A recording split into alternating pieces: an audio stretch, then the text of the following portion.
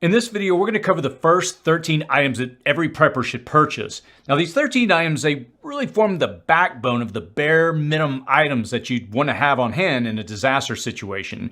Now, if you're not familiar with Dave Canterbury, he teaches the 10 C's of survival. And we're going to modify and we're going to expand his 10 C's to cover the 13 C's to define items that you're going to want to have on hand. Now, additionally, if you were to want to, let's say, put together a simple kit for maybe a family member who's not a prepper, but you want to make sure that they have the absolute basics of what they need, this might be a great starting point. And this video idea came from a recent forum posting in the city prepping community, which I'll post a link to below if you're interested in knowing when we're going to open it up again. And in that discussion, the question came up regarding putting together kind of a covert prepper kit for a family member that's not a prepper. So if you were to put these simple items together in maybe a small bag or a tote and you handed it off to them with maybe the explanation of only using it in a severe disaster, I think they're going to appreciate the gesture. So stick around until the end as we're going to summarize the most affordable items that you may want to consider if you're building a bag for a family member who's not a prepper. We'll describe which of these items out of all the items that we're going to cover are probably the most cost-effective that you'd want to have. Number one, cover.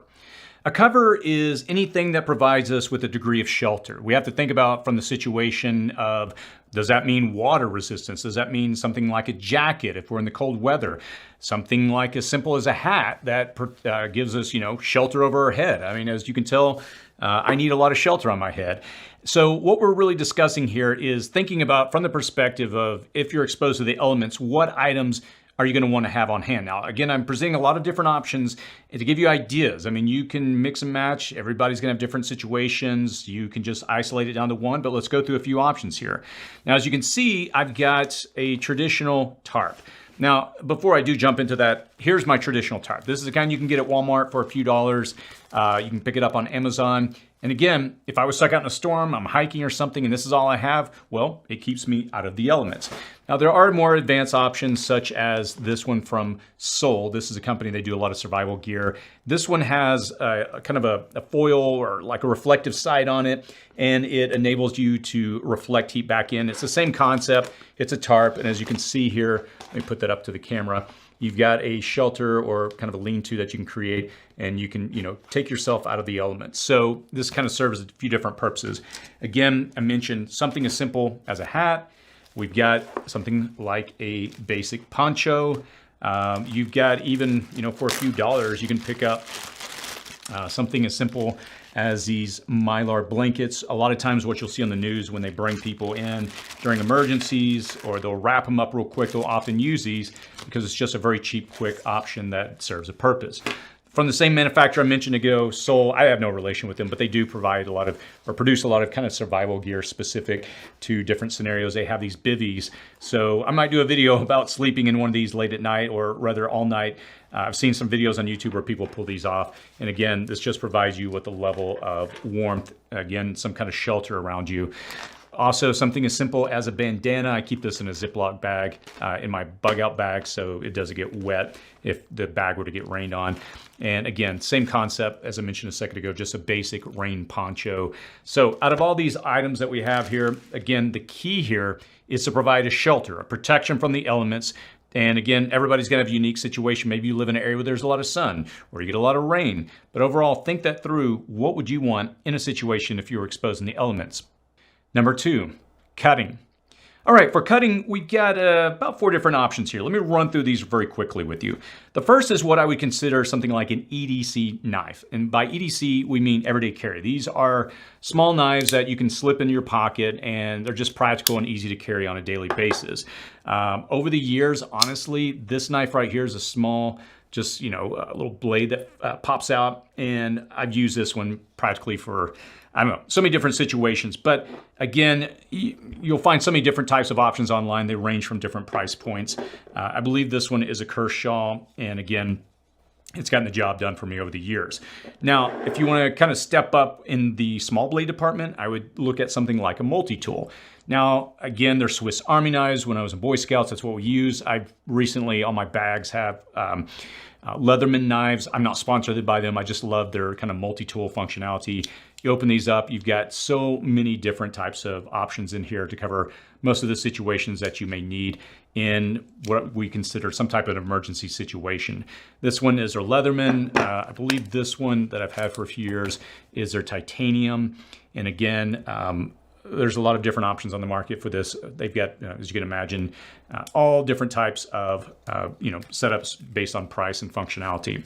Now that we've covered our EDC and we've covered our multi-tool, let's look at a fixed blade knife. Fixed blade knife is pretty popular within the preparedness community due to their versatility. They serve a lot of purposes. You can use these to process wood. You can use them for so many different things. And what you're looking for is a full tang knife that has the metal that goes all the way through the handle. As you can see on both sides, or rather, as I flip this knife around, you'll see that the metal extends here on the spine and down here on the bottom. Now, some knives, if you look, you'll see something like a rat tail. And what it is, it's instead of that metal extending through the handle, it does, but they narrow it down to be very, very small. So whenever I rather look for fixed blade knives, I usually go for this full tang option right here. This is Survival Lily's knife that she sells. It's very popular. I've used it for a while. I like it a lot. And again, as you can see here, we've got this metal spine that goes all the way through and here at the bottom as well. So this is something that you can use and for very, how should I put it? Very heavy purposes, it's gonna hold up. Now, on the lower end of the price range, I forget exactly how much these cost. They used to be under $10. I think they've gone up since then, but still very affordable.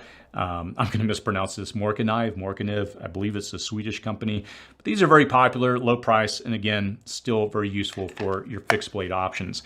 Now, if we were to come over and look at something for processing firewood, or rather processing wood, cutting branches, stuff like that, you've got so many of these, saws. This is from, I believe, Fiskars. And if you want to really get something of much better quality, I always like the big or the Silky saws. The Canadian Prepper turned me on to these years ago. I've got a lot of their different options in the garage, and I have used this for years without any issue. Never had a sharpening the blades, and always just keep your fingers out of the way when you're closing these up. These are, pretty sharp. I'll put it that way. But again, when you're looking at options, you have to consider what your purpose is or what you'll need. And again, you've got everything from something small you can carry on a daily basis to something more advanced that you could actually process wood. And that really summarizes the cutting category. Number 3, combustion. Combustion refers to our ability to start a fire. After a disaster, fire can serve many purposes between warming us, providing you with a signal, cooking food, boiling water. And so we want that ability to be able to start a fire. So let's look at a few different options here. We've got a simple ferro rod. Now these are very popular because even if they get wet, you can still create a spark to ignite a fuel source. Now this one right here is called a wet fire. A wet fire, if you were to open this up, it's a small little white kind of like tablet, and you can scrape it off, and with something like our ferro rod, if we were to spark it off, this will start a fire. And if you combine it with some basic kindling, you can get a fire going a lot easier, and that's really the objective. It's kind of a booster, so to speak, excuse me, to get you started on getting your fire going. Now the next one is our old school traditional Bic lighter. Now I do have it in a little case here that just protects the top to keep it from accidentally being ignited, but I also wrap some duct tape around it. But again, this is one of the more popular options. In the past, whenever I've talked about any type of lighter, I've had a lot of people in the comments section, smokers, point out Bic is the way to go. This is the one they always rely on if they really want to get a fire going versus some of the cheaper ones on the option.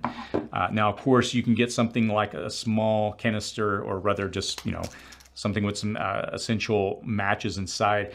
If you go online, there's all types of survival matches that supposedly can be lit in very wet conditions. But again, this little container that I've got it in here protects it and keeps it dry. I also carry tinfoil because if I have to start a fire on something like a wet ground, and I've got maybe the wet fire and I put it on top of this and a little kindling on top, I just have a better chance of getting things up and running. Now, this is just a basic Fresnel lens. And if you've ever played around with one of these and you put it out in the sun and you put something behind it, you can concentrate the sunlight and you can start your fire pretty easily. So this is extremely small. You could probably fit into your credit card, or rather your wallet, and again, serves that purpose.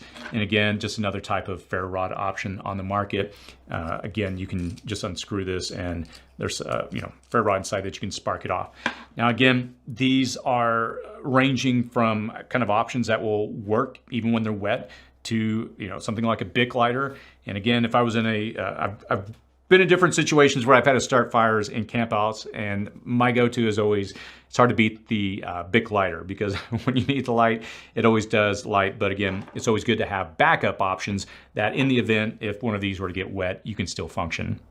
Number 4, container. Containers serve the purpose of holding and allowing us to transport water. Say you're out on a hike, or you're having to travel somewhere after a disaster, and you find a water source, you're able to quickly obtain the water and keep it with you as you go. Now, there's a couple of options here. I've used Nalgene water bottles for years. They're actually made in the United States, so little bonus for them on that.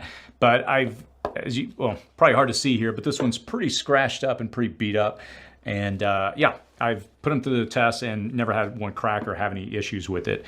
Now these do have a larger, wider mouth, so if you wanted to do a lot of the filters that I have, actually they'll attach on the end of these, like the Katadyn, I always mispronounce that, but their water filter pump system fits on the end of this, and I've just always liked that. Now Klean Kanteen, they've got a lot of different options as well. I like these simply. I do keep one of these in our family bug out bags. It's a bit heavier than an Nalgene, not terribly so, but the advantage is if we had to boil water, I can take this plastic off the top, put this into a fire, and I can actually boil water. So it serves that purpose of giving you that option. And the last one is a Silcock key, and if you follow the preparedness community for any length of time, this is often discussed, especially when we talk about suburban, urban environments where on the side of buildings, if you've ever come across one of those faucets on the side and they have those, there's no handle to actually knob to open it up, but you'll find usually some kind of a weird, little, what am I trying to say? A little insert where you have to put one of these in. It's just different looking, right? And they do that to prevent people from opening up their water. So this is your key to the city in a sense.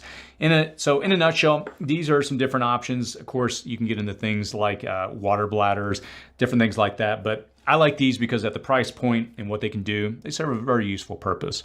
Number 5, cordage. What's the purpose of cordage? After a disaster, there could be a lot of applications where you need the ability to whether secure something down, you need to lash something. Just all the different situations that could come up, you would want the ability to secure whatever it is. I'll give you an example. We were hiking one time in our scout troop last year, had a gentleman break his wrist, and no one had any kind of a SAM splint or anything like that. Somehow I got left back at camp. So fortunately, someone had some cord with him. So we found a piece of wood to immobilize his arm and wrapped it up with cordage to again create that, immobilize his broken arm. So whatever the application is, having this on hand can be incredibly useful. And what you're typically going to look for is what's called 550 paracord. This is probably the most popular within the preparedness community. This is 50-foot length. I keep this in my wife's bug out bag.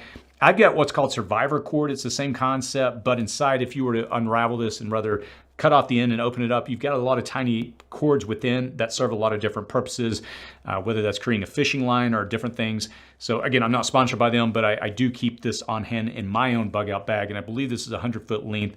But again, cordage gives us that ability to secure whatever it is you need to. Number 6, candle. Candle refers to the ability to produce light. Like all these items that we're going to go over, I'll show you several different options. I carry all of these in different bug out bags that we have.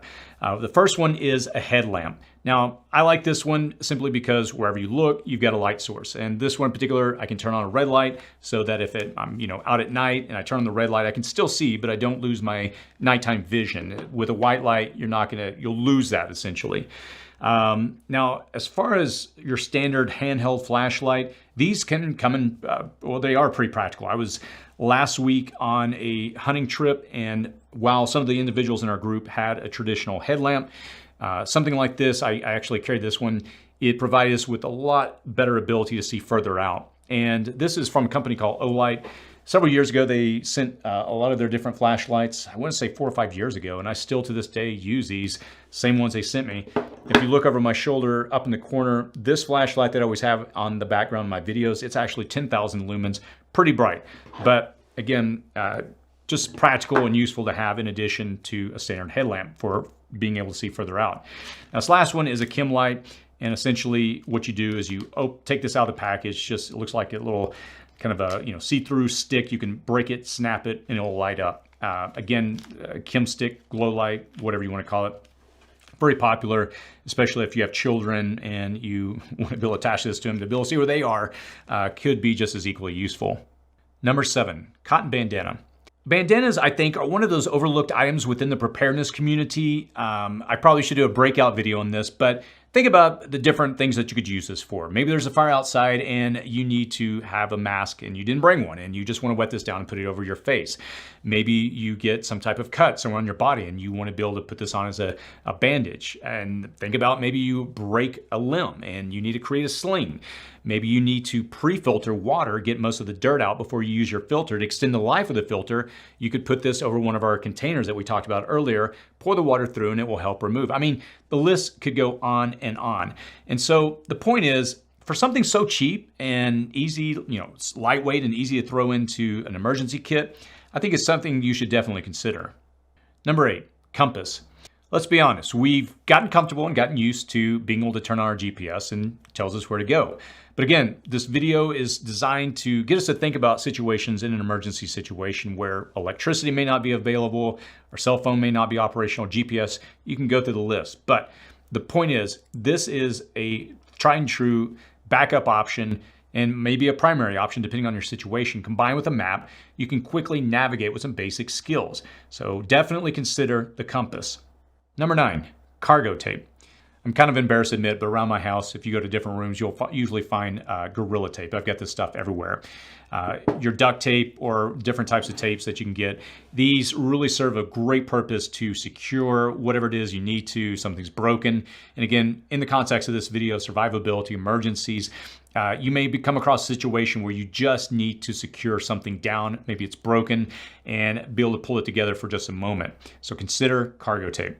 Number 10, communication. There's a couple of ways to look at communication. We can talk about getting information that we receive, or we can talk about two-way. In the context of this, we're talking about a two-way conversation where we can both receive information and we can send it to individuals that may be outside or inside of the impacted area.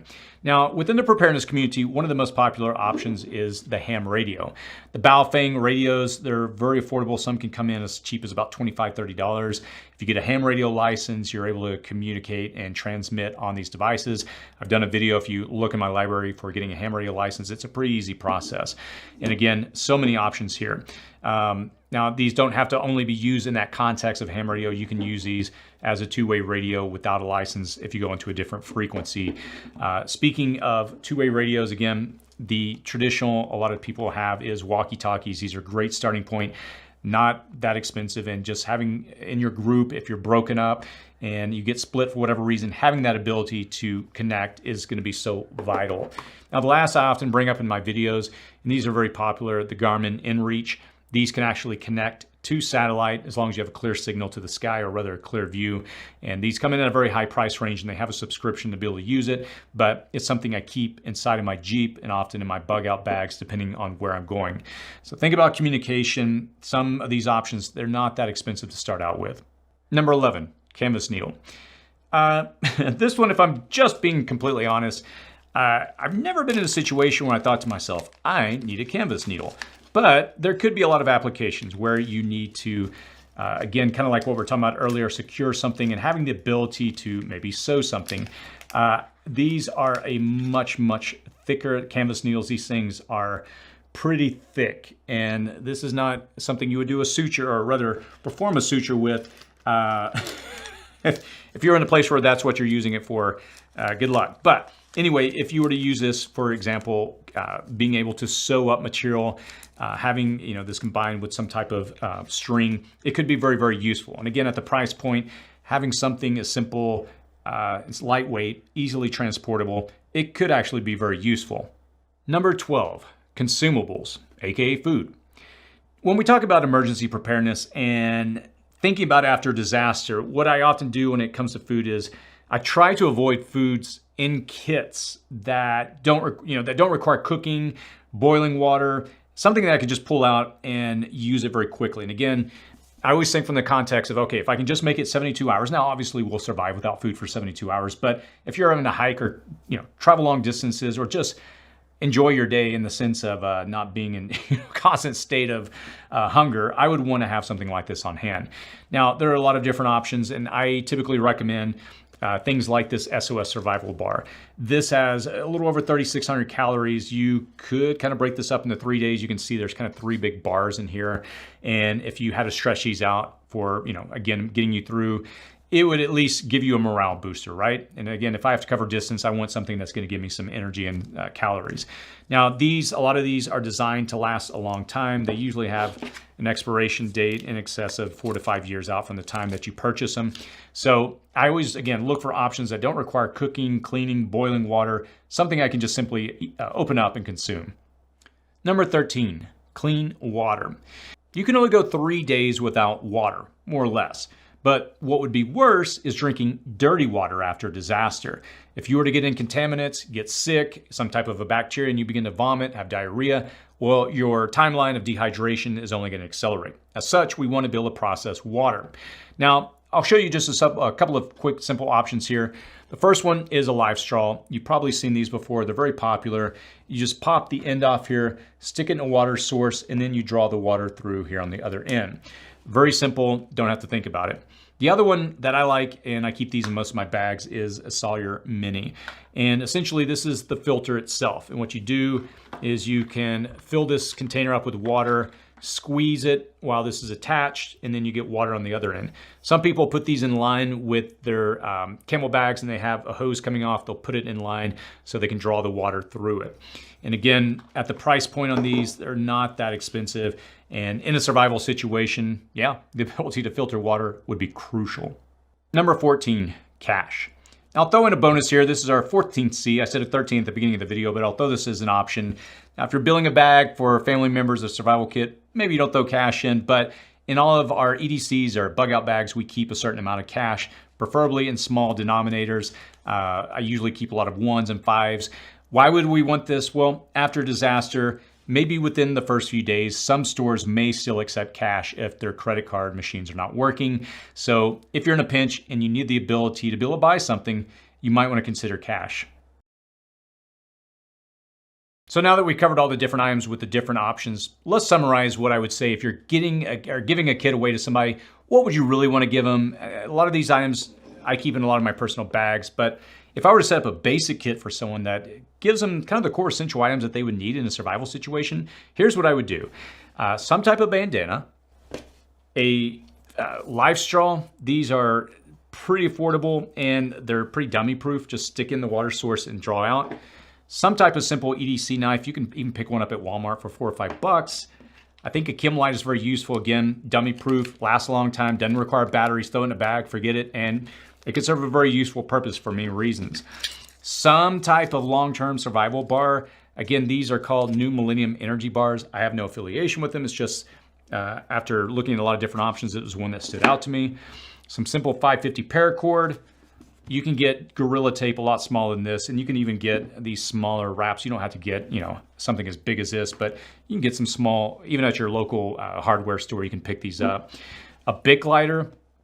You don't have to use this container. I've got it in, obviously, but just a simple lighter, pretty dummy proof. A compass, and I would say cash, but you're probably not going to be giving that out to family members, right?